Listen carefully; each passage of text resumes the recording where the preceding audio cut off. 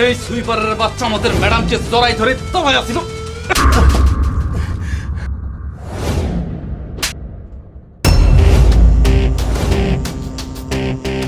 এই সামান্য সুইপারটাই আমার বাবা।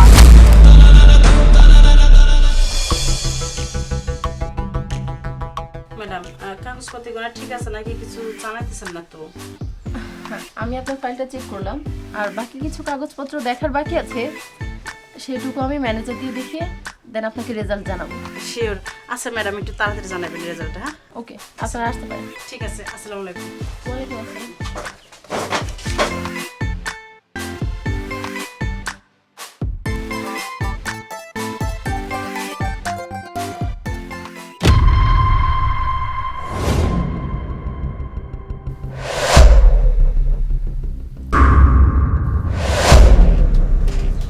বাবা তুমি? মা তুই এই অফিসে?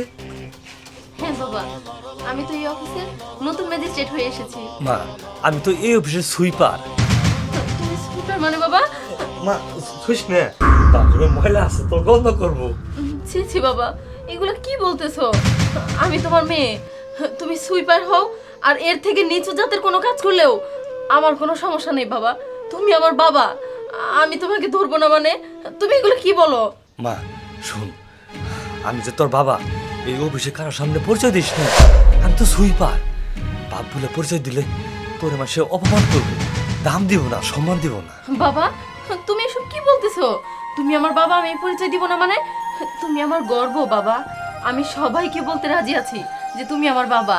তোমার কর্মটা বড় কথা নয় বাবা, তুমি আছো এটাই আমার জন্য অনেক কিছু।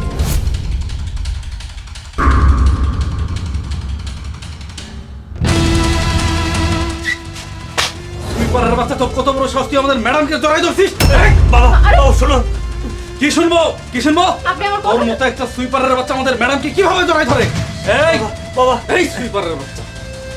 ম্যাডাম আপনি কোনো কথা বললেন না, আপনার মনের অবস্থা আমি বুঝতে পারছি। এই সুইপারের বাচ্চাটা আমি দেখতেছি, আমি তো চলে আসছি। এই চপ চপ, এই হুসাইন সাহেব, এই বিধি ম্যাডাম, এই তাড়াতাড়ি আসেন, কোথায় আছেন? জি স্যার। এই সুইপারের বাচ্চা আমাদের ম্যাডামকে জড়াই ধরে তবাই আসিল।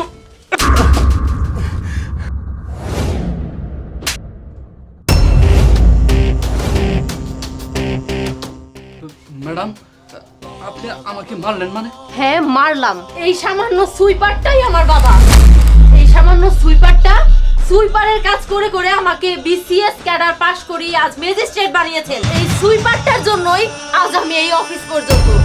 এই সুইপারটা সুইপারের কাজ না করলে আমি না হতে পারতাম শিক্ষিত, আর না হতে পারতাম বিসিএস ক্যাডার, আর না হতে পারতাম ম্যাজিস্ট্রেট।